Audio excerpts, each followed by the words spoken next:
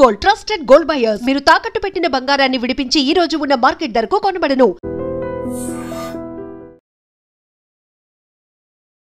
ప్రపంచ పటంలో పాకిస్తాన్ ఉండాలా లేదా నిర్ణయించుకోవాల్సింది ఆ దేశమే.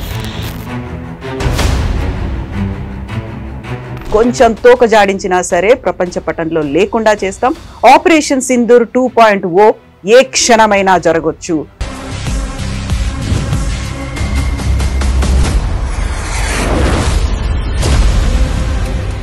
పెద్ద చర్చ జరుగుతోంది సార్. ఆపరేషన్ సింధూర్ అయిపోయింది, ఇప్పుడు సింధూర్ 2.0 జరగబోతోంది. ఏ క్షణమైనా గెట్ రెడీ, బీ అలర్ట్ అనే మాటల్ని ఆర్మీ నేవీ చీఫ్లు చెప్తున్నారు, ఎయిర్ ఫోర్స్ చీఫ్ కూడా అదే మాట చెప్తున్నారు. ఏం జరగబోతుంది, ఎప్పుడు ఏం జరగబోతుంది అనేది చాలా క్లియర్గా డిఫైన్ చేశారు.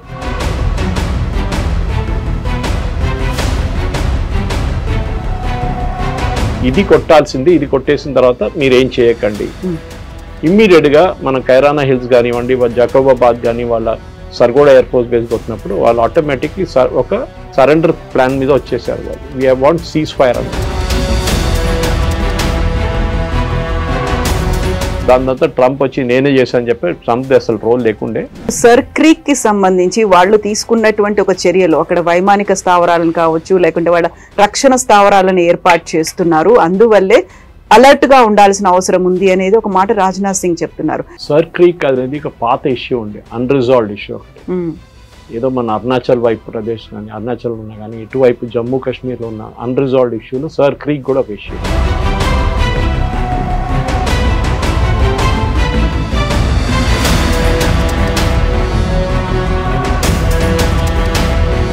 థర్డ్ పార్టీ మీడియేషన్లో మనం యుఎన్ బాడీ లాగా ఒక బాడీ దగ్గర వెళ్ళి మాట్లాడినప్పుడు వాళ్ళేమన్నారంటే 70% భారతదేశం పెట్టుకుంటారు and it's a very marshy area. అక్కడ మీకు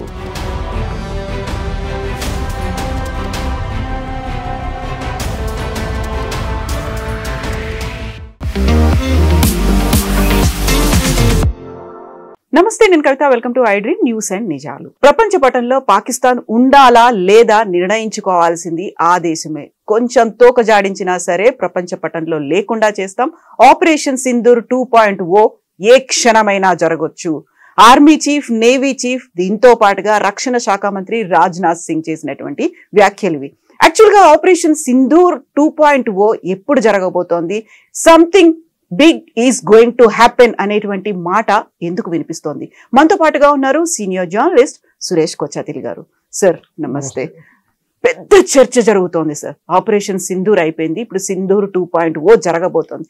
ఏ క్షణమైనా గెట్ రెడీ, బీ అలర్ట్ అనే మాటల్ని ఆర్మీ నేవీ చీఫ్లు చెప్తున్నారు, ఎయిర్ ఫోర్స్ చీఫ్ కూడా అదే మాట చెప్తున్నారు. ఎందుకు సార్ ఇంత సడన్ గా ఎందుకని ఆ వాదన వస్తోంది, మాట వినిపిస్తోంది? యాక్చువల్లీ జరుగుతుందని వాళ్ళు చెప్పలేదు. జరిగింది ఏంటంటే Upendra Dwivedi general army chief ఇంకా ఎయిర్ ఫోర్స్ చీఫ్ ఇద్దరు మాట్లాడినప్పుడు ఏం చెప్పారంటే స్పెసిఫిక్లీ ప్లాన్ 2047 అన్న ఒక ప్లాన్ డెవలప్ చేశారు. దాంట్లో భాగంగానే ఏం జరగబోతుంది, ఎప్పుడు ఏం జరగబోతుంది అనేది చాలా క్లియర్గా డిఫైన్ చేశారు.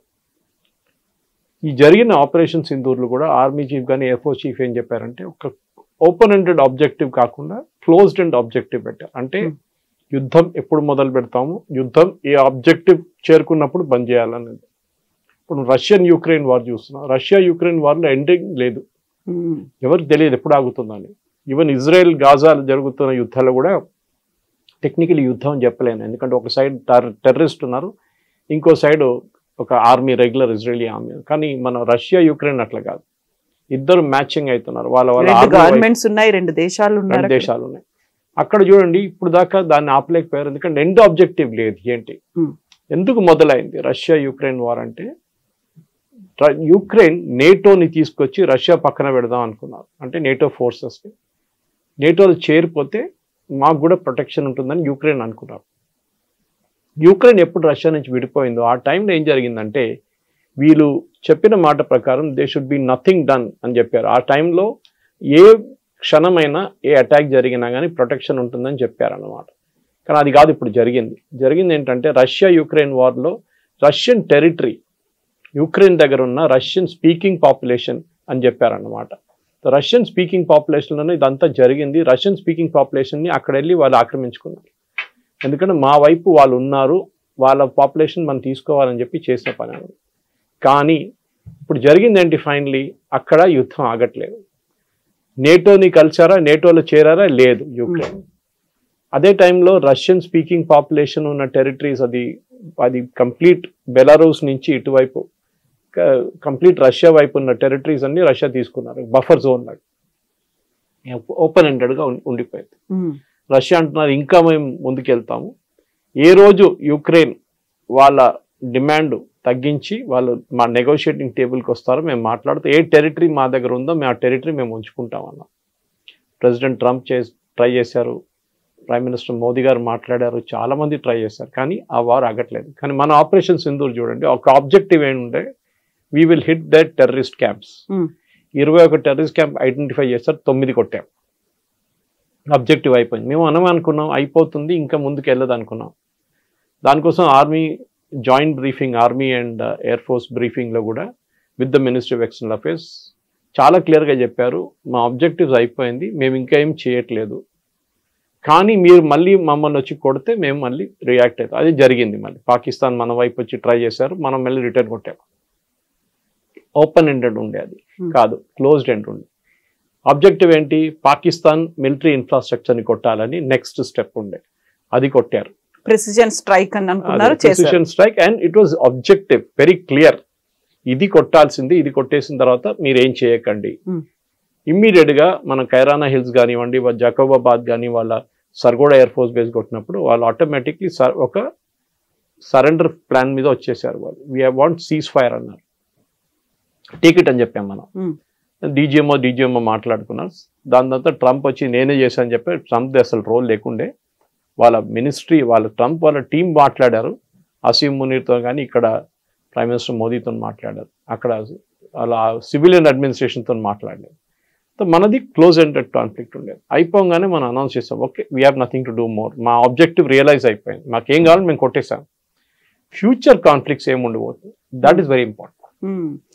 అక్కడే వస్తుంది ప్లాన్ అంతా. ఇప్పుడు సర్ క్రీక్ కి సంబంధించి వాళ్ళు తీసుకున్నటువంటి ఒక చర్యలు, అక్కడ వైమానిక స్థావరాలను కావచ్చు, లేకుంటే వాళ్ళ రక్షణ స్థావరాలను ఏర్పాటు చేస్తున్నారు, అందువల్లే అలర్ట్ గా ఉండాల్సిన అవసరం ఉంది అనేది ఒక మాట రాజ్నాథ్ సింగ్ చెప్తున్నారు. మీరు కరాచీ పోర్టుకు వెళ్ళాలి అనుకుంటే సర్ క్రీక్ గుండానే వెళ్ళాలి, అది మాత్రం మర్చిపోకండి, మేము అక్కడ ఉన్నాము, కాచుకొని కూర్చున్నాము, ఏ క్షణమైనా మేము అటాక్ చేయొచ్చు మీరు కనుక ప్రొసీడ్ అవుతే. సర్ క్రీక్ అనేది ఒక పాత ఇష్యూ ఉండే, అన్రిజాల్వ్డ్ ఇష్యూ ఒకటి. ఏదో మన అరుణాచల్ వైపు ప్రదేశ్ కానీ, అరుణాచల్ ఉన్నా కానీ, ఇటువైపు జమ్మూ కాశ్మీర్లో ఉన్న అన్రిజాల్వ్డ్ ఇష్యూలో సర్ క్రీక్ కూడా ఒక ఇష్యూ. అది చాలా పాత ఇష్యూ. దాంట్లో నెగోసియేషన్ జరిగింది ఇండియా పాకిస్తాన్కి, థర్డ్ పార్టీ మీడియేషన్ కూడా చేశారు. థర్డ్ పార్టీ మీడియేషన్లో మనం యుఎన్ బాడీ లాగా ఒక బాడీ దగ్గర వెళ్ళి మాట్లాడినప్పుడు వాళ్ళేమన్నారంటే 70% భారతదేశం పెట్టుకుంటారు, and it's a very marshy area. అక్కడ మీకు 6 నెలలు నీళ్ళు ఉంటుంది, 6 నెలలు నీళ్ళు ఉండవు. So it's very very marshy kind of. అక్కడ మీరు బిల్డింగ్లు ఏం కట్టలేవు, అందులో హ్యాబిటాట్ కూడా ఏముండదు ఎక్కువ. మీరు రాన్ ఆఫ్ కచ్ చూస్తే అటువైపు ఒక వైప్ ఆఫ్ ఏం చెప్తారు జాగ్రఫీ ఉంటుంది, ఇటువైపు ఇంకో టైప్ ఆఫ్ జాగ్రఫీ ఉంటుంది అనమాట. సో దాంట్లో 30% పాకిస్తాన్కి ఇచ్చామన్నారు. పాకిస్తాన్ అని మేము అగ్రీ చేయమన్నారు. మరి కొత్తగా 2-3 పోస్టులు తీసుకొచ్చి పెట్టారు. మనం ఏమన్నా సరే మీరు పోస్టులు పెట్టారు కదా, మీరు ఇంకా ఇక్కడ రండి, మీ వైపు నుంచి ఇక్కడికి వస్తే మేము చూపిస్తాం. రాజ్నాథ్ సింగ్ గారు చెప్పారు, గుర్తుపెట్టుకోండి 71లో అండ్ బిఫోర్ దాట్ ఆల్సో మేము లాహోర్ దాకా వచ్చాము, లాహోర్లో మేము ఉన్నాము, మేము లాహోర్లో ఆ రోజు ఉంచుకోవాలంటే ఉంచుకోలేము, కానీ Indira Gandhi took a decision to pull the army back, and before that Nehru also once did that. అది తప్పు చేశారు వాళ్ళు. మన లాహోర్ ఉంచుకుంటే బాగుంటుండే మన దగ్గర, అది మొత్తం హాఫ్ ఆఫ్ పాకిస్తాన్ మన దగ్గర ఉంటుండే, కానీ అది హిస్టరీ. కానీ ఇప్పుడు ఫ్యూచర్ కాన్ఫ్లిక్ట్స్ ఏం జరగబోతుంది, ఒకటి టెక్నాలజీ ఉంటుంది చాలా మటుకు, ఆత్మనిర్భరత, ఎయిర్ ఫోర్స్కి కావాల్సింది ఎయిర్ క్రాఫ్టా డ్రోన్స్, ఇది చాలా పెద్ద ఒక క్వశ్చన్, ఆర్మీకి కూడా అంతే క్వశ్చన్. ఇంకోటి థియేటరైజేషన్ ఆఫ్ కమాండ్, ఒకటే కమాండ్ కింద అందరు పనిచేస్తారు, ఆర్మీ నేవీ ఎయిర్ ఫోర్స్ ఒకటే కమాండ్ కింద పనిచేస్తారు. ఇది కార్గిల్ వార్ నుంచి స్టార్ట్ అయిన ప్రాబ్లం అనమాట. కార్గిల్ వార్లో ఆర్మీ వాళ్ళు ఎయిర్ ఫోర్స్ సపోర్ట్ అడిగినప్పుడు వాళ్ళు మళ్ళీ తిరిగి వాళ్ళ కమాండ్కి వెళ్ళి వచ్చేదాకా గంట సేపు పట్టింది. నౌ ఇప్పుడు ఫ్యూచర్ కాన్ఫ్లిక్ట్స్ ఏంటంటే ఒకటే కమాండ్ ఉంటుంది, ఒక ఆర్మీ అయినా మొత్తం కంట్రోల్ చేస్తారు, లేకుంటే ఒక ఎయిర్ ఫోర్స్ అయినా అందరినీ కంట్రోల్ చేస్తారు సీనియర్ లెవెల్లో, చాలా సీనియర్ లెవెల్లో. అది ఆల్రెడీ మనం అండమాన్స్లో స్టార్ట్ చేసేసాం. ట్రై సర్వీస్ కమాండ్ ఒకటి ఆల్రెడీ ఉంది అక్కడ. వి హ్యావ్ స్మాల్ వే, ఇది జనరల్ బిపిన్ రావత్ మొదలుపెట్టిన కాన్సెప్ట్ ఇది. ముందు ఒక మన పాత ఆర్మీ చీఫ్ ఒకరు ఉన్నారు, operation blue star Krishnaswamy Sundarji అని చెప్పి, థింకింగ్ జనరల్ అంటారు ఆయన. అప్పుడు తీసుకొచ్చిన కాన్సెప్ట్ని తర్వాత బిపిన్ రావత్ వచ్చిన తర్వాత he became the serious, and దాని తర్వాత ఆయన he became the overall head of the arm forces. అప్పుడు జరిగిన ఒక మెయిన్ కంబైన్డ్ డిఫెన్స్ సర్వీసెస్ హెడ్గా ఆయన చెప్పారు ఇది ఇంప్లిమెంట్ చేయాలి. కానీ దాంట్లో చాలా ఈగో ప్రాబ్లమ్స్ ఉన్నాయి. ఎయిర్ ఫోర్స్ వాళ్ళు పట్టించుకుంటారు ఆర్మీ వాళ్ళని, ఆర్మీ వాళ్ళు ఎయిర్ ఫోర్స్ వాళ్ళు పట్టించుకుంటారు, నేవీ అని అపాయింట్ చేసి వీరిద్దరు పట్టించుకోరు అని చెప్పి. ఎనీవే అది నడుస్తుంది, ఆ ప్లాన్ ఇస్ గోయింగ్ ఆన్. కానీ దానికన్నా ముందు టెక్నాలజీ వైజ్ మనం ఏం చేయబోతున్నాం చాలా పెద్ద క్వశ్చన్. దాంట్లో ఆత్మనిర్భరత ఒకటి ఉంటుంది. ఎందుకంటే ఇండిజనైజేషన్, ఇప్పుడు మన రఫాల్ తీసుకోండి, ఆల్రెడీ మన దగ్గర 3 స్క్వాడ్రన్లు ఉన్నాయి, ఇంకా 3 తెప్పిస్తున్నాం నేవీ కోసం. అది కాకుండా నెక్స్ట్ సెట్ ఆఫ్ 6 లేకుంటే 8 లేకుంటే 11 స్క్వాడ్రన్లు ఆర్డర్ చేయబోతున్నాం. కానీ రఫాల్ దగ్గర ఏం చెప్పారంటే, రఫాల్ కాదు వాళ్ళ పేరెంట్ కంపెనీ దగ్గర ఏం చెప్పారంటే, మీరు మొత్తం భారతదేశంలో తయారు చేయాలి, అట్లీస్ట్ 70% ఇండిజనైజేషన్ ఉండాలని చెప్పారు. డెస్సా అని వాళ్ళ పేరెంట్ కంపెనీ వాళ్ళకి చెప్పారు, వాళ్ళు అగ్రీ చేశారు. సో హైదరాబాద్లో ఇప్పుడు దానిది ఫస్ట్ స్టార్ట్ అయిపోయింది.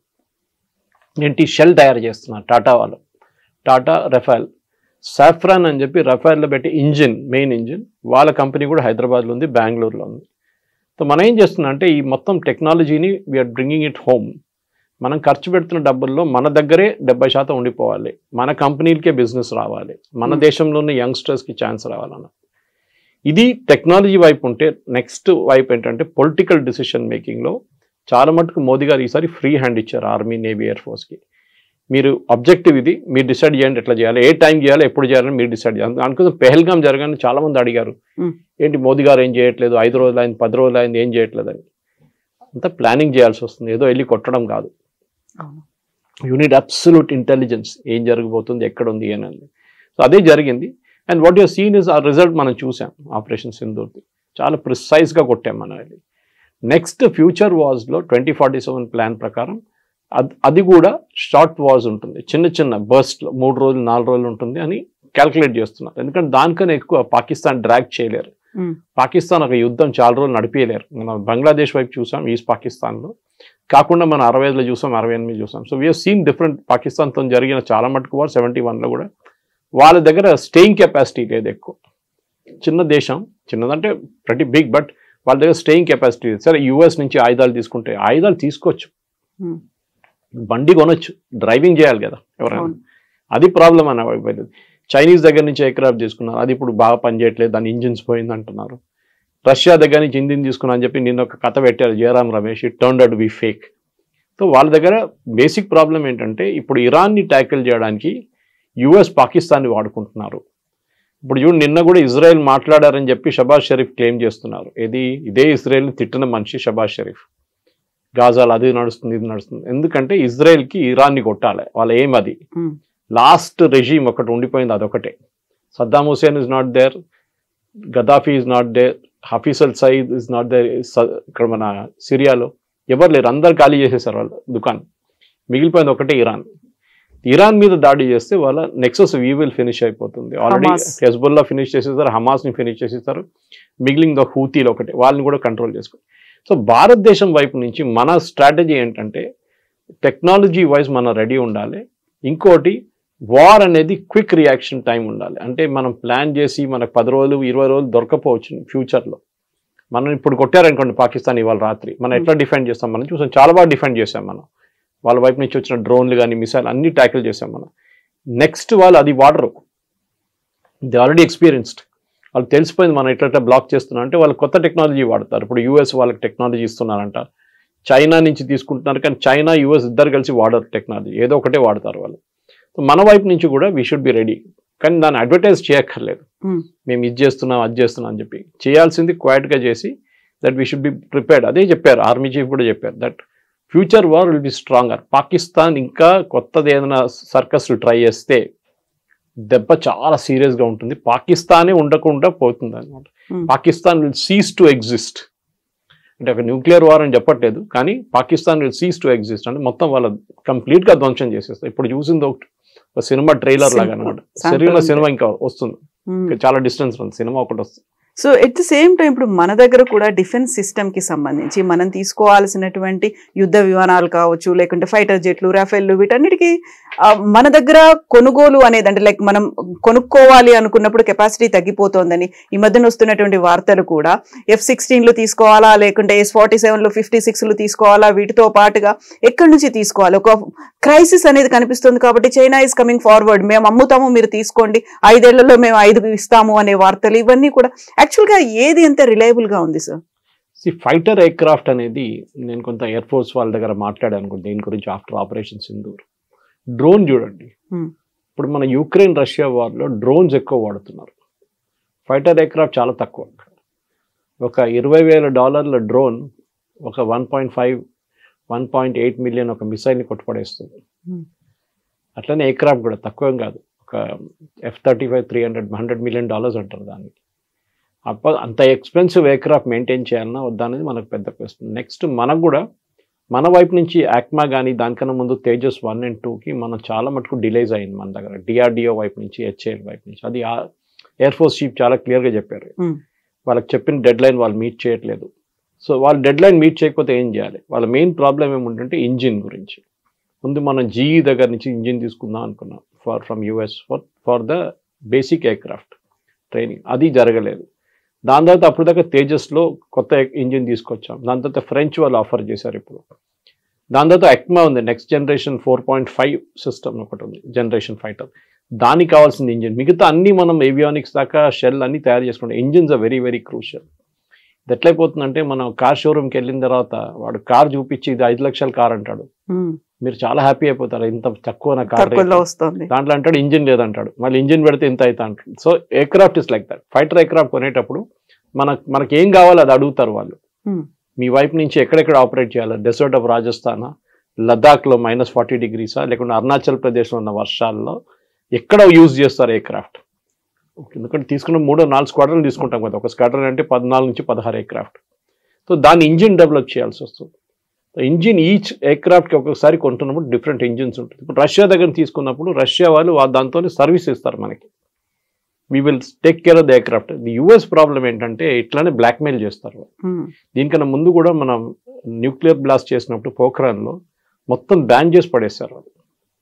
ఆలోచించండి, మీరు కొత్త కొత్త ఎయిర్ క్రాఫ్ట్ తీసుకుంటారు, F-35 తీసుకుందాం అనుకున్నా, తీసుకోరు, అది ప్రసక్తే రాదు. తీసుకుంటే కూడా దాని స్పేర్ పార్ట్స్ రేపు ఆపేసి ఏం చేస్తారు మీరు?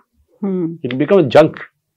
బ్లాక్మెయిల్ చేసిన దానికి US ఇస్ ఎక్స్పర్ట్స్. మనం ఏం చేయాలంటే కొంటున్నప్పుడు instead of buying wholesale Russia దగ్గర నుంచి, లేకుంటే ఫ్రాన్స్ దగ్గర నుంచి, లేకుంటే US దగ్గర నుంచి కొనే బదులు mix and match of air craft కొనాల్సి వస్తుంది. F-16 ఇస్ వెరీ పాత టెక్నాలజీ, అది F-16 పోయింది కంప్లీట్గా. We have to take new technology. 5th generation ఫైటర్కి వచ్చేసాం, 3rd generation కాదు ఇప్పుడు మనకు కావాల్సింది. సో 5th generation ఎయిర్ క్రాఫ్ట్లో మనం కూడా యాక్మా అని చెప్పి తయారు చేస్తున్నాం ఒకటి కొత్త టెక్నాలజీతో. బహుశా 2040 దాకా రెడీ అయిపోతుంది. దానికన్నా ముందు 2035 ఇంకో సెట్ ఎయిర్ క్రాఫ్ట్ రావాల్సింది. తేజస్ 2 ఏమో 2013 ఎండి దాకా డెలివర్ అంటున్నాం. చాలా పెద్ద ప్లాన్ ఉంది. ఈ ప్లాన్లో అంతా మనం తయారై పాకిస్తాన్, మనకు principal enemy Pakistan.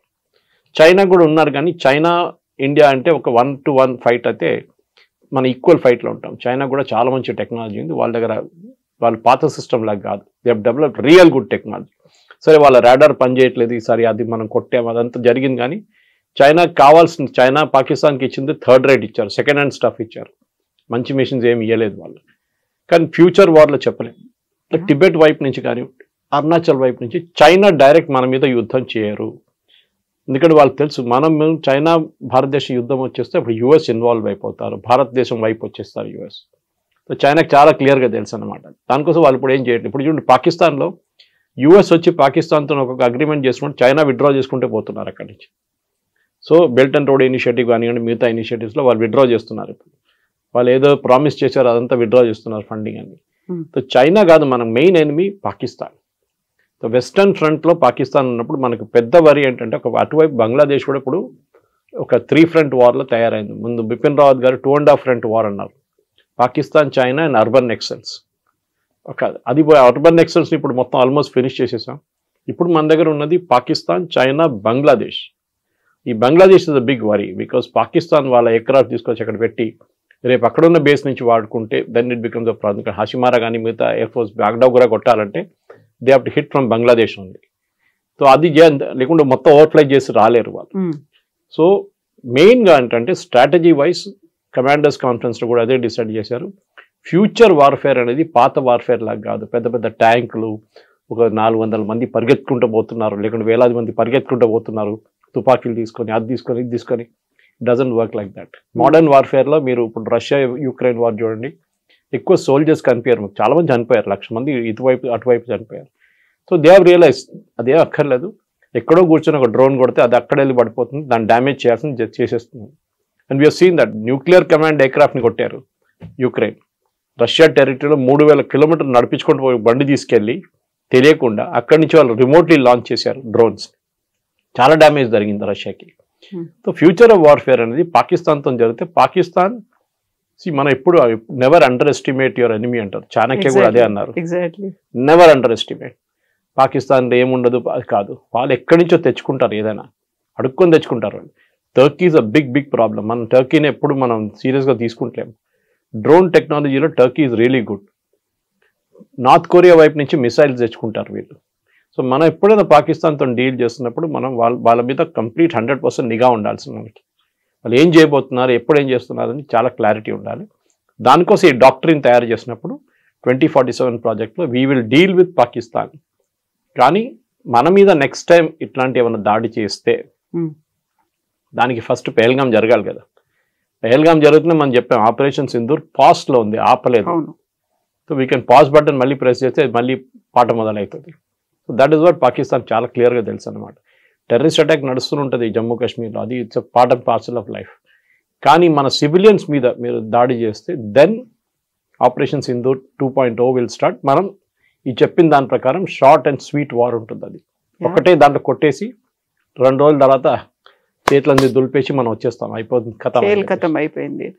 Exactly. So ఇదే మాటని వాయుసేన చీఫ్ అమర్ప్రీత్ కూడా అదే మాట చెప్పింది. లాంగెస్ట్ కిల్ చేసాము, ఇప్పటిదాకా జరగనంత 300 కిలోమీటర్స్ ముందుకు చొచ్చుకొని పోయి చేశాము. గతంలో చూపించినటువంటి సహనం, సంయమనం అనేది ఇప్పుడు మాకు కనిపించదు. మీరు ఎలా ఉంటారో అంతకు మించి మేము యాక్ట్ చేయబోతున్నాము అనుకున్నప్పుడు సైలెంట్ గా అయితే ఉంటుందంటారా? లైక్ పాకిస్తాన్ ఇప్పుడు ఒక వార్నింగ్ అయితే మనం ఇచ్చాం, మీరు ఏదో చేయబోతున్నారు, మేము వార్నింగ్ ఇస్తున్నాము అనేది. సైలెంట్ గా ఉంటుందా, వాళ్ళు ఏదో చేయబోస్తారు అనేది? అలా పాకిస్తాన్ ఆలోచన స్ట్రాటజీ ఉంటుందంటారా ఇప్పటిదాకా చూస్తే? పాకిస్తాన్ ఒక ఫెయిల్డ్ నేషన్ అండి. Economically failed, militarily failed. ఎన్ని యుద్ధాలు ఓడిపోయారు భారతదేశంతో. 71 వాజ్ అల్టిమేట్ హ్యూమిలియేషన్. ఢాకాలో సరెండర్ చేయాల్సి వచ్చింది. బాకీ పెట్టి general Niazi had to surrender. That అంతకన్నా పెద్ద ఇన్సల్ట్ ఒక ఆర్మీ, ఒక సోల్జర్కి కానీ ఒక జనరల్కి ఎప్పుడు ఉండదు సరెండర్ చేయడం అనేది. పాకిస్తాన్ మన మీద దాడి చేయడం కన్నా ఎక్కువ వాళ్ళ దగ్గర ఇప్పుడున్న ఫారిన్ ఎక్స్చేంజ్ రిజర్వ్ చూస్తే డబ్బులు అస్సలు లేదు. కానీ యూఎస్ ఇప్పుడు సహాయం చేస్తున్నారు. ఎందుకు? ఒకటి, ట్రంప్ వాళ్ళ ఫ్యామిలీని హెల్ప్ చేశారు. వాళ్ళ క్రిప్టో కరెన్సీ వాళ్ళ డీల్స్లో వాళ్ళ కొడుకు చేస్తున్న బిజినెస్ని వాళ్ళు నడిపిస్తున్నారు. పాకిస్తాన్ చాలా మటుకు పాకిస్తాన్ జనరల్స్ డబ్బులు పెట్టారు దాంట్లో. అది కాకుండా సెకండ్ థింగ్ ఇది వాళ్ళ రేర్ ఎర్త్స్. అది బలూచిస్తాన్ కానివ్వండి, ఖైబర్ పఖ్తూన్ఖా ఏరియాలో రేర్ ఎర్త్స్ చాలా, టంగ్స్టన్ కానీ పెలేడియం కానీ చాలా మటుకు రేర్ ఎర్త్స్ ఉంది అక్కడ. ఇదంతా క్వార్ట్స్, ఇదంతా తీయాలంటే అమెరికన్ టెక్నాలజీ కావాల్సి వస్తుంది. పాకిస్తాన్ దగ్గర లేదు. సో పాకిస్తాన్ ఇచ్చేశారు. ఆలోచించండి, వైట్ హౌస్కి ఒక డబ్బా తీసుకెళ్లారు వాళ్ళు, స్వీట్ డబ్బా లాగా డబ్బా తీసుకెళ్ళి ఓపెన్ చేసి జనరల్ మునీర్ ఇస్ షోయింగ్ ఇది మా దగ్గర ఇదన్నీ ఉన్నాయండి, అక్కడ ఇన్ని రకాలు ఉన్నాయి, మీరు వచ్చి తీసుకోండి అని చెప్పి, మాకు ఇంత డబ్బులు ఇచ్చేసేయండి, మీరు తీసుకెళ్ళిపోండి. ఆ డబ్బుల్లో 30% ఆర్మీ వాళ్ళకి వెళ్ళిపోతుంది. వాళ్ళు లండన్లో ఇల్లు కొనుక్కుంటారు, వాళ్ళ పిల్లల ఎడ్యుకేషన్ సెటిల్ అయిపోతారు అందరూ. పాకిస్తాన్ ఆర్మీ వాళ్ళు అందరూ రిటైర్ అయినాక సెటిల్ ఇన్ లండన్, వాళ్ళ ఒక పెద్ద బంగ్లా తీసుకుంటారు, అక్కడ సెటిల్ అయిపోతారు వాళ్ళు. కానీ భారతదేశం మీద చేయబోయే దాడిలో ఇప్పుడు ఇక్కడ ప్రాబ్లం ఎక్కడ వస్తుందంటే, రేపు బలూచిస్తాన్ ఇప్పుడు దాకా Baloch army was upper hand, liberation army. ఇప్పుడు యూఎస్ ఏం చేశారు, అక్కడ వాళ్ళకి తవ్వాలని చెప్పేసి వాళ్ళని టెర్రరిస్ట్ గ్రూప్గా డిక్లేర్ చేశారు. సేమ్ విత్ ఖైబర్ పఖ్తూన్ వాళ్ళ మొన్న బాంబింగ్ చేశారు. పాకిస్తాన్ ఎయిర్ ఫోర్స్ వాళ్ళ సివిలియన్స్ మీదే బాంబింగ్ చేశారు. ఈ రెండు ఐసోలేటెడ్ ఇన్సిడెంట్గా చూడకుండా మనం చూస్తే క్లియర్గా పాకిస్తాన్ ఇప్పుడు యుఎస్తో కలిసి వాళ్ళ యుఎస్కి కావాల్సిన ఏం కావాలని ఇచ్చేస్తున్నారు, మమ్మల్ని కాపాడుకోండి అని చెప్పేసి. సో రేపు యుద్ధం జరగడానికి ప్రసక్తి లేదు. ఎందుకంటే అమెరికా ఉన్నప్పుడు దాకా మనం ఏం చేయం అక్కడ. అమెరికా కూడా సెల్ఫిష్ ఇంట్రెస్ట్ ఉంటుంది. మేము ఉన్నదాకా మీరిద్దరు కొట్లాడకండి, మేము కూడా పాకిస్తాన్ దగ్గర చెప్తాం ఏం చేయకండి అని చెప్పి. కానీ మన పికింగ్ పాయింట్ ఎక్కడ వస్తుందంటే, మన దగ్గర ఈ టెర్రర్ గ్రూప్స్ పంపిస్తూనే ఉన్నారు. ఒక ఫ్యాక్టరీ ఉంది అక్కడ, అది లష్కర్ తోయిబా కానివ్వండి, మన మిగతా టెర్రర్ గ్రూప్స్ అక్కడ ఏదైనా కానివ్వండి, వీళ్ళందరూ తయారు చేసి పంపిస్తున్నారు టెర్రర్ గ్రూప్స్ని ఇక్కడ. జైషే మహమ్మద్ వీళ్ళందరూ, హిజ్బుల్ ముజాహిదీన్. సో వీళ్ళని ఆపడానికి మనం స్ట్రాటజీ ఒకటి పెట్టుకోవాలి, చాలా clear. Next attack Sindoor will start again. America అక్కడ ఉన్నారో లేదో మాకు తెలియదు. So America selfish interest, Pakistan చూసుకోండి, టెర్రర్ గ్రూప్స్ని మా వైపు పంపించకూడదు. ఎందుకంటే వీళ్ళు మళ్ళీ అంటున్నారు మేము కొత్త బిల్డింగ్లు కడతాము, మేము పెద్ద పెద్ద బిల్డింగ్లు కడతాము, మీరు బాంబ్ చేసినాకన్నా పెద్ద బిల్డింగ్లు కడతా అంటున్నారు టెర్రర్ గ్రూప్స్. కట్టండి, నో ప్రాబ్లం. దాన్ని కొట్టడానికి కూడా ఎక్కువ టైం తీసుకోదు. ఇక్కడి నుంచి బ్రహ్మోస్ పంపిస్తే అయిపోతుంది. ఎందుకంటే లాస్ట్ టైం మీకు గుర్తుంటుంది Kavitha garu, we had to enter Pakistan, బాలాకోట్లో. పాకిస్తాన్లో మన ఎయిర్క్రాఫ్ట్ ఎంటర్ చేయాల్సి వచ్చింది. అక్కడే అభినందన్ ప్రాబ్లం జరిగింది, సర్జికల్ స్ట్రైక్. ఈ టైంలో అది లేదు. None of our aircraft entered Pakistan airspace, including Rafale. Rafale shoot and scoot కేపబిలిటీలో 200 నుంచి 300 కిలోమీటర్ దూరం దాకా మిసైల్ కొట్టచ్చు.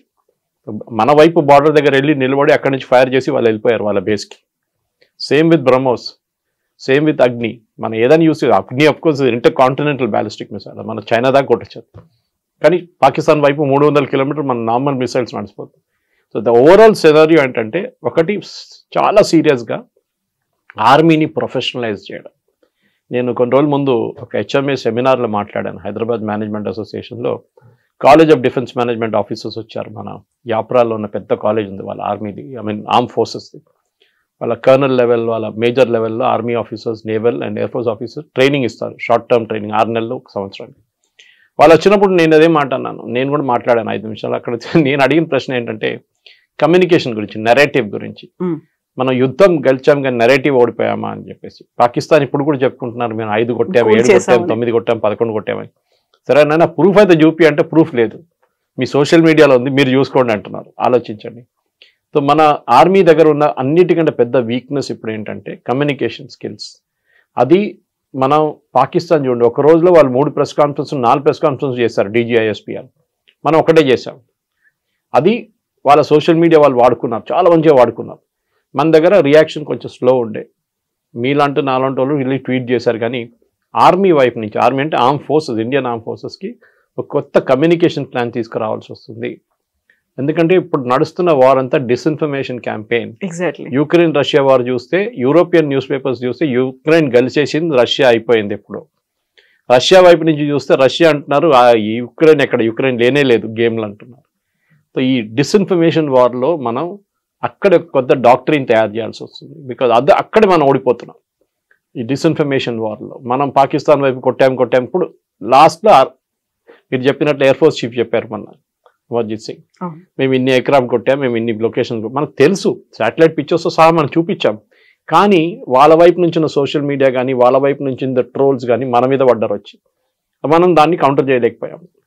లాస్ట్ డే సీనియర్ ఆఫీసర్స్ని తీసుకొచ్చారు, అప్పుడు కొంచెం మారింది అనుకోండి. కానీ అప్పుడు కూడా ఒక యుద్ధం నడుస్తున్నప్పుడు 24 గంటల్లో చాలా జరగవచ్చు, ఏదైనా జరగవచ్చు.